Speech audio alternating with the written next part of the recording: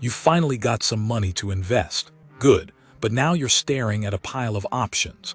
A 401k at work, a Roth IRA, maybe some credit card debt, a regular brokerage account everyone keeps talking about, and one nagging question: which one do I put money into first? Here's what almost nobody tells you. The order you do this in matters more than the amount. Get the order wrong and you can quietly walk away from free money, and I mean literally free, as in someone is offering to hand you cash and you're saying no thanks. So let me give you the exact order, step by step. Highest payoff first. Think of your money like water flowing down a series of buckets. You fill the top bucket completely before any water spills into the next one. Only when the first is full does the second start to fill. That's the whole strategy. We're going to rank every place you can put a dollar by how hard that dollar works for you, and you fill them in that order, top to bottom. Why does this matter? Because not all dollars earn the same return. A dollar that grabs free money from your employer might instantly double. A dollar that pays off a credit card earns you a guaranteed 20+%. A dollar in a regular brokerage account earns whatever the market gives. Those are wildly different returns, so you feed them in that order. Most people invest randomly. A little here, a little there, whatever feels good. You're going to do it like a system. Every dollar to its highest value job first. Let's build the waterfall, starting at the very top.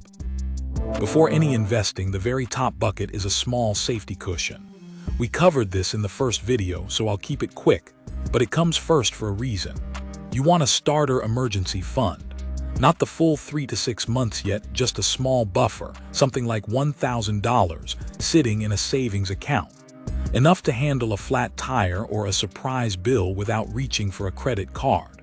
Why before investing? Because life will throw something at you, and if you have no cushion, that something goes straight onto a credit card at 20% interest, and now you're digging out of a hole instead of building wealth.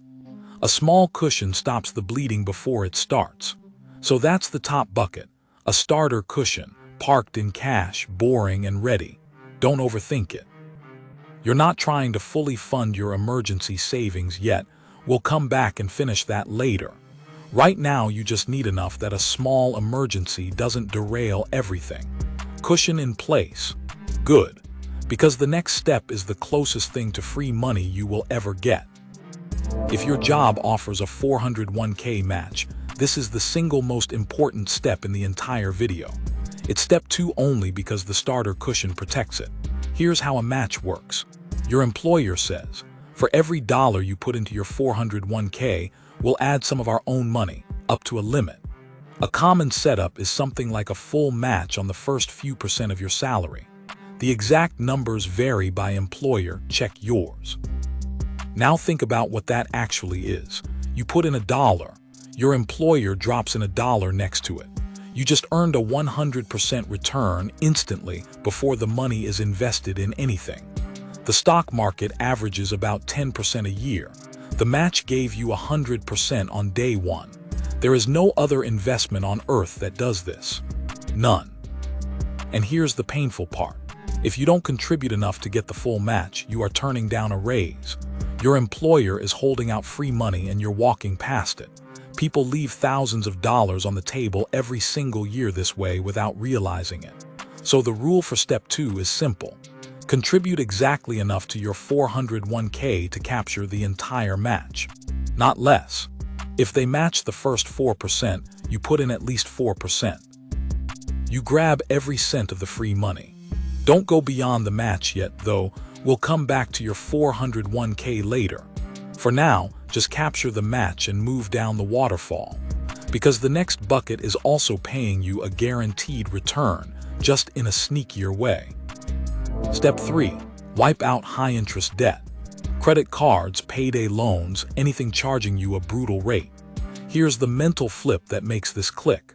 Paying off a debt is an investment.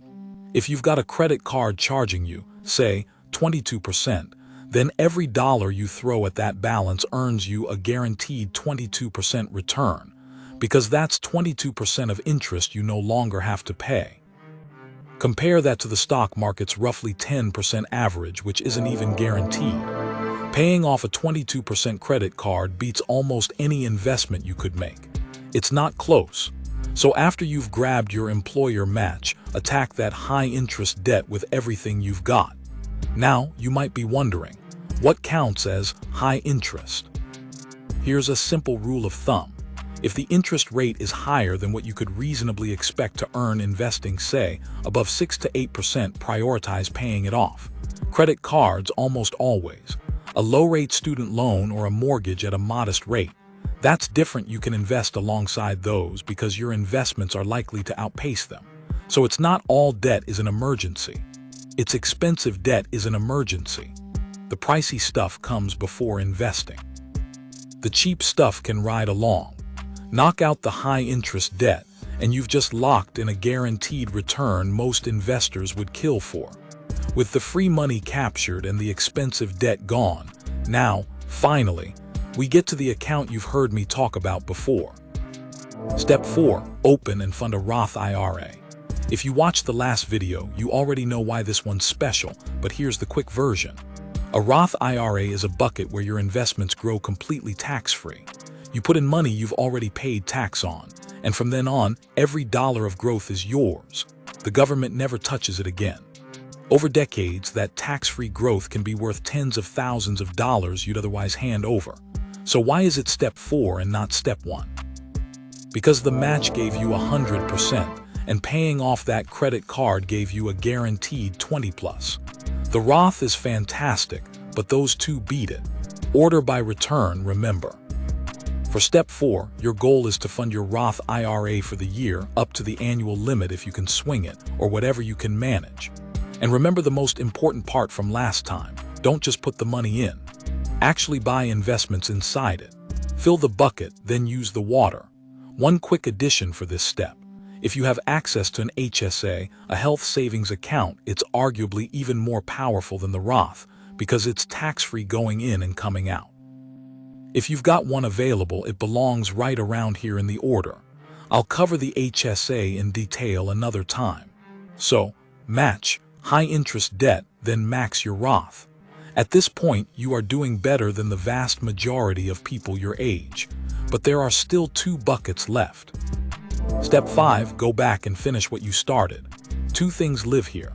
First, top off your full emergency fund. Now take that starter cushion up to a real 3 to 6 months of expenses. With the free money and expensive debt handled, you can afford to make yourself genuinely secure. Second, go back to your 401k and push it past the match, toward the yearly maximum if you can. Earlier, you only contributed enough to grab the match. Now you keep filling it because it's still a powerful tax-advantaged account. Your money grows without the yearly drag of taxes. For most people, honestly, that's already more than enough. Match. No expensive debt, a funded Roth, a maxed out or nearly maxed 401k, and a full emergency fund. You are absolutely crushing it. But if you still have money left to invest after all of that, congratulations, you've reached the final bucket. Step 6. A regular taxable brokerage account. This is just an ordinary investment account with no special tax perks, but also no rules. No contribution limits. No age restrictions on when you can take the money out. You can invest as much as you want and access it whenever you need it. It's the overflow bucket, where your money goes once every tax-advantaged option above it is full. That flexibility is exactly why it's last. You only pour into it once the higher return, tax-protected buckets are full, because a dollar here works a little less hard than the same dollar one step up. And that's the entire waterfall. 6 buckets top to bottom, every dollar to its highest job first. So here's the whole order, top to bottom. 1. A starter cushion so a small emergency doesn't derail you. 2. Contribute enough to your 401k to grab the full employer match. That's free money, the best return you'll ever get. 3. Destroy high-interest debt because paying off a 20% card is a guaranteed 20% return. 4. Fund your Roth IRA, tax-free growth for life. 5. Finish your full emergency fund and max out your tax-advantaged accounts. And 6. Anything left over goes into a regular brokerage account. Fill each bucket before the next. That's it. That's the order most people never learn, and now you're ahead of them. But filling the right accounts is only half the job. Inside every one of these, your 401k, your Roth, your brokerage, you still have to choose what to actually buy. And the names get confusing fast. Index funds, ETFs, mutual funds, hedge funds. What's the difference and which one keeps more of your money? That's the next video. I'll see you there.